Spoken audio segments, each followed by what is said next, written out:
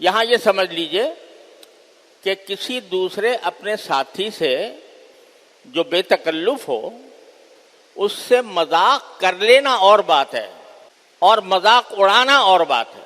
مذاق کر لینا یعنی شگفتگی کے ساتھ آپ اس کے ساتھ کچھ ایسی بات کریں جس سے کچھ سننے والوں کو بھی ہنسی آ جائے، اس کو بھی ہنسی آ جائے اور اس کو برا نہ لگے۔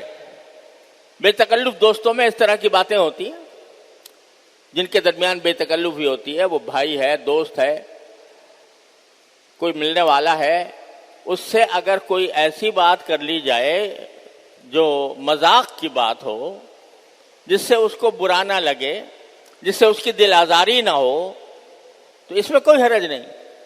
یہ دوستوں میں ہوا ہی کرتا ہے، بھائیوں میں بھی ہوتا ہے، دوستوں میں بھی ہوتا ہے۔ اس سے کوئی شخص اپنی تذلیل محسوس نہیں کرتا کہ مجھ کو ذلیل کیا گیا، میری توہین کی گئی۔ ایسے مذاق میں کوئی حرج نہیں۔ خود نبی کریم سرور دو عالم صلی اللہ علیہ وسلم سے ایسا مذاق ثابت ہے کہ آپ نے اپنے صحابہ کرام کے ساتھ بھی بعض اوقات مذاق کے جملے ارشاد فرمائے، اور صحابہ کرام سے بھی منقول ہے کہ انہوں نے بھی لوگوں کے ساتھ شگفتگی کے ساتھ بات کی اور اس میں مذاق بھی کیا۔ تو مذاق کرنا اور بات ہے۔ حضور اقدس صلی اللہ علیہ وسلم کے پاس ایک صاحب آئے، انہوں نے کہا کہ یا رسول اللہ مجھے ایک اونٹ دے دیجیے گا، اونٹ چاہیے، مجھے ایک اونٹ دے دیجیے۔ تو آپ نے فرمایا بھئی میں تمہیں اونٹ کا ایک بچہ دوں گا۔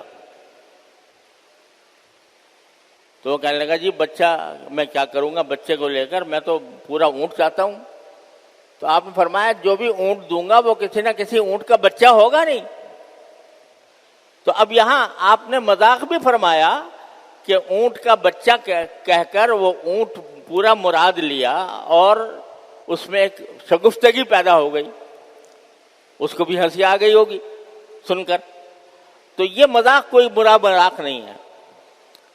ایک عورت سے آپ نے فرمایا، اس نے کہا یا رسول اللہ مجھے، ایک بوڑھی عورت تھی، اس نے کہا کہ یا رسول اللہ مجھے دعا کر دیجیے کہ اللہ میاں مجھے جنت میں داخل کر دے۔ تو آپ نے فرمایا کوئی بوڑھی جنت میں نہیں جائے گی، کوئی بوڑھی جنت میں نہیں جائے گی۔ وہ پریشان ہو گئی کہ یا رسول اللہ کیا بوڑھی ہونے سے ہم جنت سے محروم ہو جائیں گے؟ آپ نے فرمایا کہ کوئی بھی عورت بوڑھی ہو کر نہیں جائے گی، بوڑھی بھی جوان ہو کے جائے گی، یہ مطلب ہے۔ تو یہ مذاق خود رسول کریم سرور دو عالم صلی اللہ علیہ وسلم میں ثابت ہے۔ ایسا مذاق جس سے کوئی دوسرے کی تذلیل نہ ہو، تحقیر نہ ہو، تو یہ ثابت ہے۔ لیکن مذاق اڑانے کا مطلب یہ ہوتا ہے کہ کسی شخص کو اس طرح مجمع میں اس کا مذاق اڑایا جائے، اس کی غربت کا، اس کے افلاس کا، اس کی جہالت کا، یہاں تک کہ اس کی بے دینی کا بھی۔ اگر مذاق اڑایا جائے جس سے اس کی تذلیل ہوتی ہو، اس کو منع فرمایا کہ کوئی شخص دوسرے کا مذاق نہ اڑائے۔ ایک مرتبہ حضرت عائشہ صدیقہ رضی اللہ تعالی عنہا نے حضور اقدس صلی اللہ علیہ وسلم کی دوسری زوجہ مطہرہ تھیں حضرت صفیہ رضی اللہ تعالی عنہا، ان کا قد ذرا چھوٹا تھا۔ تو ایک مرتبہ حضرت عائشہ صدیقہ رضی اللہ تعالی عنہا نے حضرت صفیہ کا ذکر اس طرح کیا کہ وہ یوں کر کے کہ چھوٹے قد والی۔ تو آپ نے حضرت عائشہ کو تنبیہ فرمائی کہ تم نے یہ کام جو کیا یہ غیبت کا بھی ہے اور مذاق اڑانے کا بھی ہے۔ حضرت عائشہ سے آپ نے منع فرمایا کہ ایسی بات نہیں کرنی چاہیے، کسی کا اس طرح نقل اتارنا جس سے اس کو ناگوار گزرے،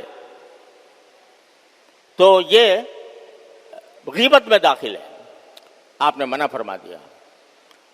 تو کوئی کسی کا مذاق نہ اڑائے۔ اور اس کے بعد جو اصول بیان فرمایا ہے وہ یاد رکھنے کا ہے، وہ یہ کہ عسیٰ ان یکونوا خیرا منہم، کچھ بعید نہیں ہے کہ جن کا تم مذاق اڑا رہے ہو وہ تم سے بہتر ہوں۔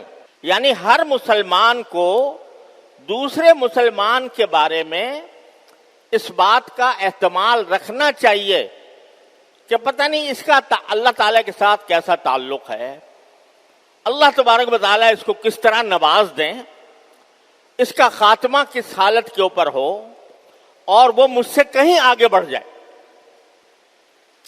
یہ خیال ہر انسان کے، ہر مسلمان کے دل میں دوسرے کے بارے میں ہونا چاہیے۔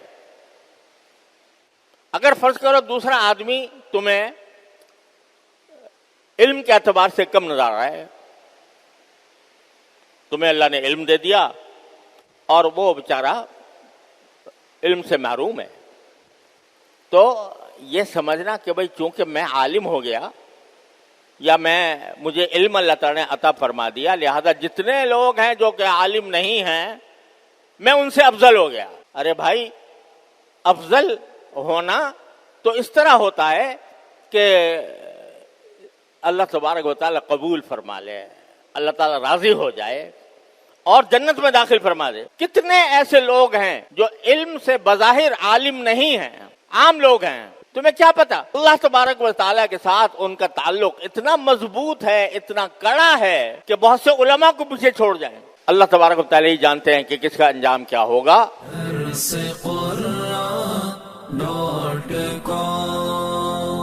www.darsequran.com